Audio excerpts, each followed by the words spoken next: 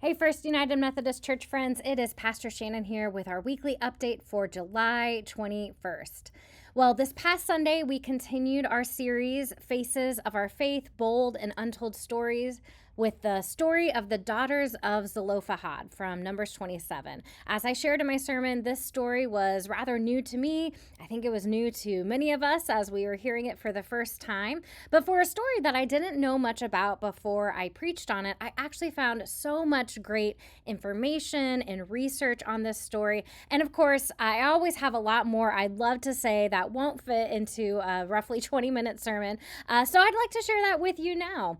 One of the sources that I read for in preparing for the sermon was a commentary by an Old Testament scholar named Wilda Gaffney, and the commentary is Womanist Midrash, and she had this really cool connection between the story we talked about a couple of weeks ago, the midwives of Shiphrah and Puah, and the story of this past week, the Daughters of Zelophehad. And in her commentary, she points out that Moses himself was saved by so many women. So, at first he was saved by these midwives, even though they were told in Exodus by Pharaoh to kill all the baby boys.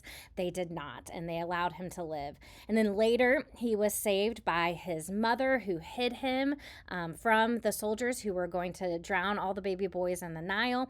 And so she hid him along with his sister Miriam. And then, of course, we have the famous story where Moses' mother puts him in a basket and puts him in the Nile River, and Miriam, his sister, watches over him, only for him to be saved by another woman, the daughter of Pharaoh. Later in Moses' life, he is saved in kind of this weird way by his wife. God wants to punish Moses, and his wife kind of sticks up for him and says, no, don't punish him.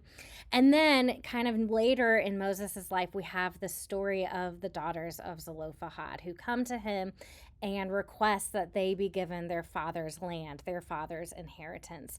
So it's just kind of this cool connection how all these women played such a role in Moses' life, and how he was able to sort of give back to these five sisters, just as so many women had been brave and bold and pouring into him. Well, anyways, if you didn't get a chance to be at church this past Sunday, my sermon is linked below.